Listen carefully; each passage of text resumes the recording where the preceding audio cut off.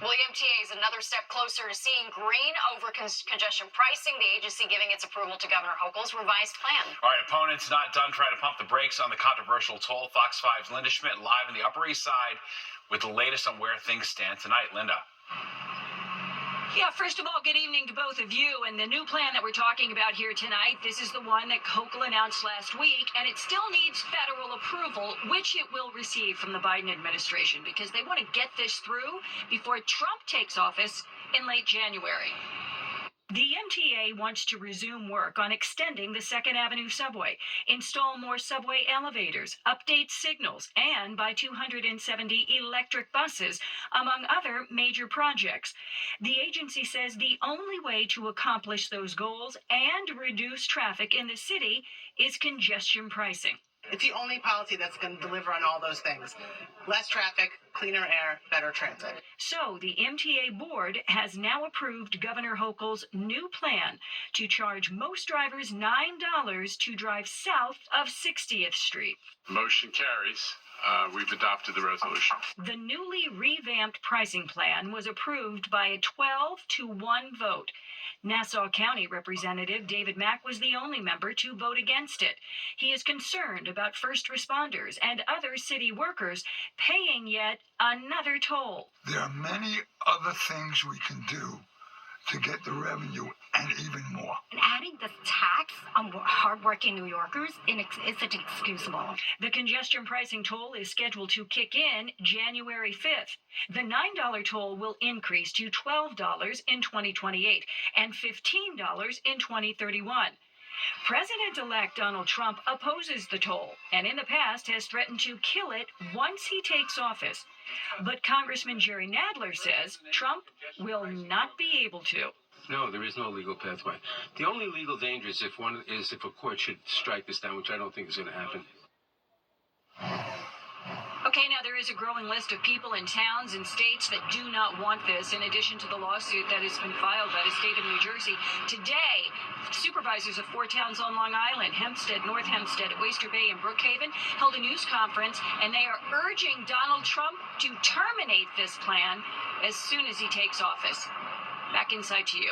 All right, Linda, thank you. Well, a new wildfire has broken out in New Jersey. This is the scene in Lakewood, Ocean County. The Forest Fire Service is calling it the Country Club wildfire since it's burning near Pine Park and the Lakewood Country Club.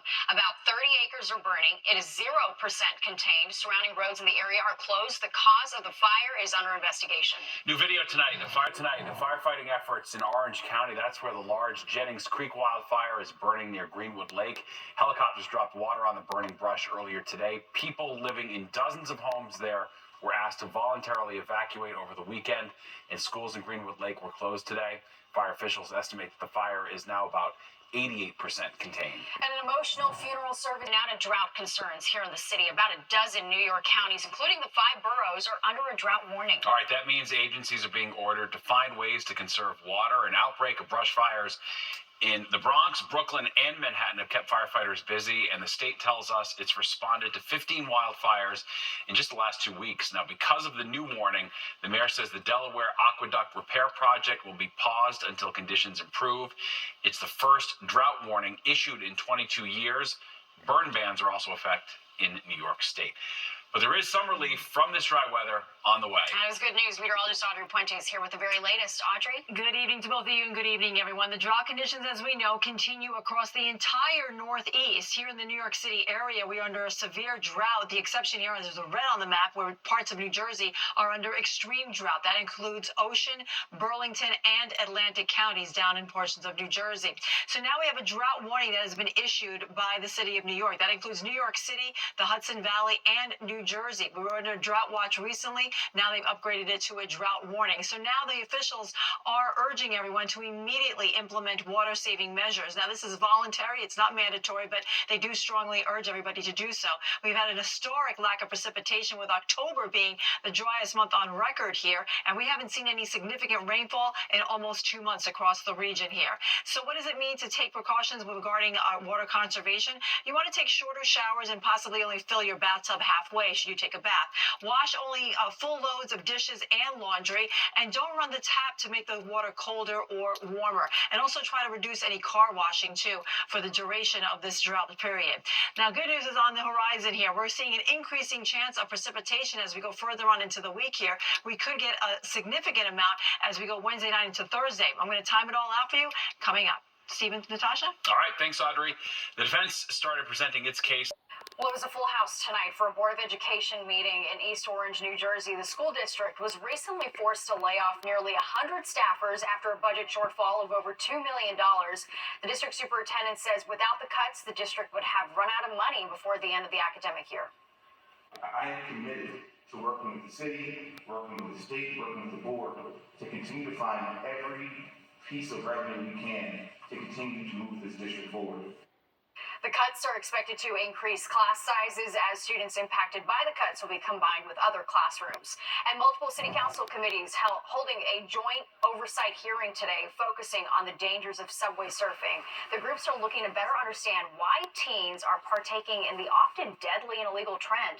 The committees will also examine ways to prevent and police subway surfing and say they want social media companies to take down videos posting this dangerous behavior. All right, now the latest on the Trump transition, the president-elect doubling down on his plans for mass deportations of undocumented migrants. And he says he's going to use the U.S. military to help achieve his goals. Fox 8's Sharon Crowley is live in the newsroom with the very latest. Sharon. Yeah, Natasha and Steve, President-elect Trump confirming he wants to use the military for mass deportations, but stopping short of exactly how he would execute that plan. In the meantime, many immigrant advocates are very concerned and now working to figure out how to stop it.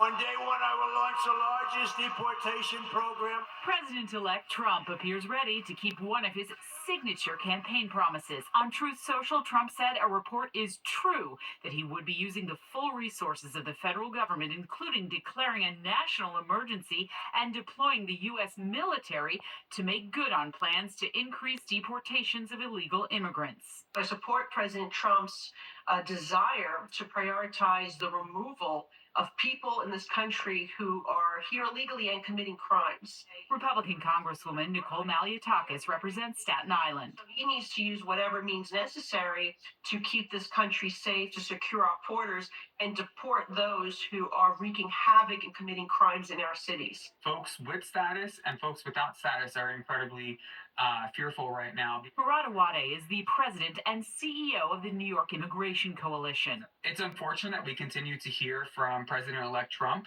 on his dangerous views around separating families across not just the city and the state, but across this country, and trying to utilize our military to do so. The incoming Trump administration has provided very few details about how a mass deportation using the military would work. Trump officials have said they plan to prioritize deporting those who pose a risk to public safety. With all great respect to our military and National Guard, they're not trained on who is in status, who has temporary status, who is a citizen. Lenny Benson is a distinguished chair of immigration and human rights law at New York Law School. You can't really just deport people unless you find people and process them for a return flight. So can the president do it? As an academic and as a lawyer, if he doesn't dot the I's and cross the T's, people will sue and say this is an abuse of executive power. So while the president-elect formulates his plan for mass deportation, Democrats are working on one of their own to block it. House Democrats saying they will be doing whatever they can to protect immigrant communities. Steve, I'll send it back to you. All right, thanks, Sharon. The House Ethics Committee plans to meet Wednesday to discuss its report into Matt Gaetz. The bipartisan committee had been investigating the former Republican congressman since 2021. He's been accused of sexual misconduct involving a 17-year-old girl, illicit drug use, and accepting improper gifts. Gaetz has denied the allegations. He resigned from Congress last week after President-elect Donald Trump picked him for Attorney General. Senators in both parties who will consider Gaetz' nomination have said they want details of that report. And President-elect Donald Trump making another cabinet pick, choosing former Wisconsin Congressman Sean Duffy as his nominee for Transportation Secretary. Duffy is a former reality star and Fox Business host who served nearly 9 years in the U.S. House. World leaders have gathered in Brazil for the G20 summit. President Biden attending his final summit as world leaders debate policies toward the ongoing wars in the Middle East and Ukraine. Over the weekend, the U.S. gave Ukraine the green light to use long-range missiles in Russian territory. Many of the discussions taking place against the backdrop of Donald Trump's return to the White House in January. Democratic Congresswoman Mikey Sherrill of New Jersey is running for governor. Sherrill is a former federal prosecutor and Navy helicopter pilot. She's represented the state's 11th district, which includes parts of Essex, Morris, and Passaic counties since 2018. Sherrill joined us earlier on the 6 o'clock news and says she will fight to lower costs for New Jersey families. Legislation I have on grocery stores to add competition into the market and drive down cost, or the legislation I'm working on now and will be introducing shortly about how we are going to provide access to grant funds so that we can repurpose some of the office buildings or brownfields into housing. Sherrill joins a crowded field of Democrats looking to succeed Governor Phil Murphy, including Congressman Josh Gottheimer, who jumped in the race just last week, Newark Mayor Ross Baraka, and Jersey City Mayor Stephen Fulop. On the Republican side, their state Senator John Bramnick, former state legislator Jack Citarelli, and radio host Bill Spadia. Well, our dry weather has been dominating the headlines lately. All right, Fox 5 is exclusively taking you behind the scenes to where the National Weather Service tracks everything from brush fires to powerful storms. Plus, it's difficult to talk about, but tonight new numbers are shedding a light on just how many New York City public school kids are dealing with homelessness. Now to a Fox 5 exclusive, an inside look at where forecasters spend day and night keeping an eye on weather conditions outside. Jody Goldberg takes us into the place most people rarely get to see, the National Weather Service office on Long Island. If this building didn't say National Weather Service, it could be mistaken for any other office. But inside, there's a team of meteorologists monitoring weather models 24 hours a day, 365 days of the year. We're continuously observing the weather. We're forecasting the weather. It's the federal government's home base for all things weather in the tri-state, including tracking our dangerously dry conditions. The highest priority things we do is issue warnings, alerting the public and also our public safety officials of hazardous weather that may approach so that we can better prepare for it. Nelson Vaz is the warning coordination meteorologist here at the National Weather Service. He helps sift through data to ensure the most accurate forecast. We're basically 6 to 9 inches below normal as we've gone into this fall season for rainfall. Gusty winds, dry vegetation, and low humidity pose the greatest risk for fast-spreading brush fires. What goes into predicting a red flag warning? Typically, the breezier conditions, the higher the threat for red flag warning conditions. And also we're looking at little to no rain over the past few days, which is what we've been seeing for the past few months. Forest rangers with the New York State Department of Environmental Conservation have been assisting with the deadly Jennings Creek wildfire upstate, and they're on standby locally if needed. I've been on the job since 2002. I can't remember a fall fire season this extreme. So behind me is one of hundreds of weather models that meteorologists analyze every day, and it indicates that a storm can likely be coming later on this week. What does it mean for this area? It would be the first soaking rain we've seen in nearly 2 months. Now, Nelson, how will this help us? Yeah, I mean, it's certainly not going to break the drought conditions, but what it will do is help with our fire weather conditions, at least for a few days, and calm that down. Whether it's rain, snow, or the severe drought we're dealing with, the forecasting of it starts right here in Upton on Long Island. Jody Goldberg, Fox 5 News. Well, new numbers are in, and the results are shocking. A record number of New York City public students are dealing with homelessness. Last year, what experts think is behind the rise. And a Fox 5 health alert tonight, the CDC sounding the alarm about a surge in cases of walking pneumonia, especially in children. You're watching the 10 o'clock news. An eye-opening report has just been released highlighting the number of New York City public school students dealing with homelessness. The data revealing more than 146,000 kids experienced homelessness during the last school year. Yeah, that translates to about 1 in 8 public school students. Fox 5's Arthur Chan goes behind the numbers for us tonight. It's definitely alarming. It's a report card that nobody can be proud of. Last year, 1 in 8 students in the New York City public school system was homeless. That's a total of 146,000 school kids. The number represents a 23% increase from the year before and comes in a year that has seen an addition of tens of thousands of migrant children. The new data from the State Education Department was released by Advocates of Children of New York. the lack of affordable housing, domestic violence, as well as immigrants coming to New York City are all causes for families entering shelter. We spoke with Manuel as he stood outside the city's homeless intake center for families. He's got 4 children, all of them in the public school system. He hopes to find permanent housing, and it's on his mind that it may mean his children will have to change schools. We're a little bit worried, but they'll make it work out. Advocates say changing schools can have lifelong consequences. That really has a negative impact on students in their learning and their ability to form bonds and friendships in their schools. Experts say the main solution here isn't just to create housing, but to create housing that families on the lower income spectrum can afford. They also say some short-term actions can be helpful, like cutting down the commute times for students. For example, making sure that the city is making shelter placements close to their kids' school so they don't have to have really long commutes. The Department for Homeless Services tells Fox 5 they are doing just that, as they work diligently with the public school system to minimize educational disruptions for the families that are in their care. And the Department of Education tells us they're working hard at it too, adding funding to schools with students dealing with homelessness.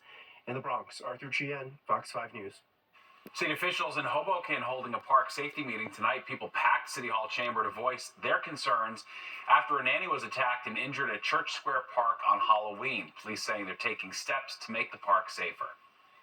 An officer is stationed at the park from opening to closing and will not deviate from leaving that park without having a relief going forward. Suspect's been charged with aggravated assault for the attack on the nanny. And prosecutors have filed new court documents in an effort to deny a third bail request for Sean Diddy Combs. They claim Combs figured out a way to influence his upcoming sex trafficking trial, even though he's behind bars. They also believe that he's getting around prison phone restrictions by using phone accounts of at least 8 other inmates to avoid the jail wiretap and to make calls to people not on his approved contact list. Yeah, we talk, he's cool, playful, he works out, he's had a good energy. He always want everybody to be happy. He makes sure he walks around the unit and makes sure everybody's happy. Because one thing he does, when he walks around every day, he'll look at you and say, smile, man. Like, he'll make a dude smile because that's how laid back it is. Combs has denied all allegations in this criminal case, as well as the more than 24 civil cases filed against him. A warning from the CDC, a deadly E. coli outbreak now linked to recalled organic carrots. It involves whole and baby carrots sold from Grimway Farms under brand names including 365, Trader Joe's, and Wegmans. More than 30 people have been infected in 18 states, including New York and New Jersey. 15 have been hospitalized and 1 has died. The FDA says the products are no longer in stores and to throw away carrots that fit the description in your refrigerator or freezer. Well, now to a concerning uptick in cases of walking pneumonia. And as Fox Eye's Linda Schmidt shows us, the CDC is so concerned the agency is sounding the alarm. It's a bacteria that causes this, causing a spike in cases of walking pneumonia among children. The CDC alerting the public that between March and October, cases grew from 1% to just over 7% among children ages 2 to 4, and from more than 3% to more than 7% among children ages 5 to 17. That's an accurate number we're seeing across the country. We tend to see increases or spikes every probably 4 to 8 years. This is just something that kind of happens naturally. Dr. Christopher Calandrella is the head of the emergency department at Long Island Jewish Forest Hills Hospital in Queens. He says one of the challenges is that walking pneumonia symptoms are similar to other illnesses. Fever, cough, they might have a sore throat or a headache. They might be complaining of things like just generalized malaise, fatigue, or even something like an ear infection. The doctor says walking pneumonia is generally a milder form of pneumonia, but should still be treated with antibiotics. And for those with compromised immune systems, it can be dangerous. Someone who has like asthma or elderly like COPD and other respiratory illnesses, and they might need to come in and actually stay in the hospital, get IV antibiotics, or even more severe, require interventions like being put on a breathing tube. Dr. Calandrella also points out that despite the warm weather that we are experiencing right now, we are still in flu season. A lot of people not thinking about that. So he says what we need to do, we need to get out there, get our flu shots, and continue to wash our hands. In the newsroom, Linda Schmidt, Fox 5 News. Well, Big Blue making a big change at quarterback. That's right, like Tommy Cutlets is poised to get another run as Giants QB, and what that means for Daniel Jones's future with the squad. With all the options to keep us occupied, from social media to streaming services, you'd think we'd never be bored. But a new study reveals we are. So, what gives? Fox 5's Dorothy Giuliano gets to the bottom of the boredom.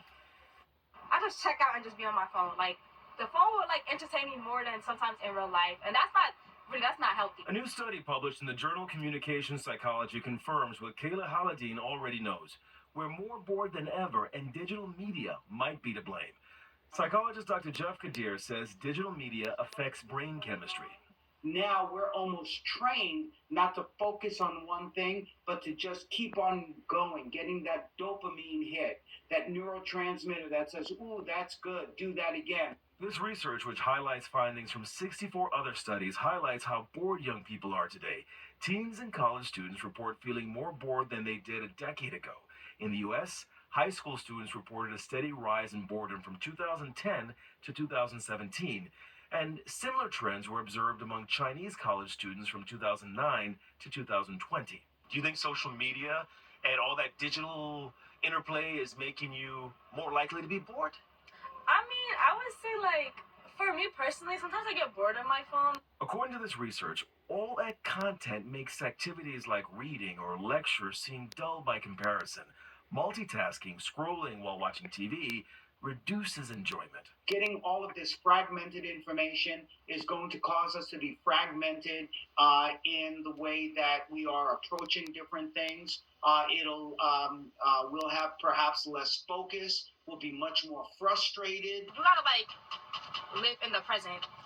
We just be so like online and on social media, like it's not real. So you know that, but you still pick it up. Yeah, because that's what, at the end of the day, that's what you used to. Like, your phone is always with you majority of the time. This study focused on teens and young adults, so we still don't know if older people are experiencing this digital-driven boredom. Duarte Geraldino, Fox 5 News. There's so much to entertain you, but we're so bored. We've shattered our ability to be entertained, Oh, unfortunately, in the process. All right, let's go to Audrey now for a look at the forecast. Nice and mild out, but it's now mid-November, so it's going to get cool out tonight for sure. And it's true. We're going to start to feel a little taste of more winter-like weather as we go into the upcoming weekend for sure. But across the region looks like Wednesday night into Thursday, which would definitely help with our deficit here. For the year, we're running about 5 inches below normal, but for the season, which started September 1st, we are running about 9 inches below normal. So any bit of rainfall we can get can really help with that. 44 degrees is what we'll drop to in Central Park today with mostly clear skies. And then tomorrow's high, 58. That's still above average for this time of year, but it's going to feel cooler than it did today or over the weekend, too. Evening rain comes in on Wednesday. It will be here for Thursday morning's commute, so that'll be a change for a lot of folks traveling that morning. Friday night, we get another chance of rainfall, and then it turns drier and colder as we go into the upcoming weekend. Natasha? All right, Audrey, thank you. Well, a new reason to tap into maple syrup. That's right. Not only is it good on a short stack, experts now say you should use it instead of sugar, but should you take the new study with a grain of salt?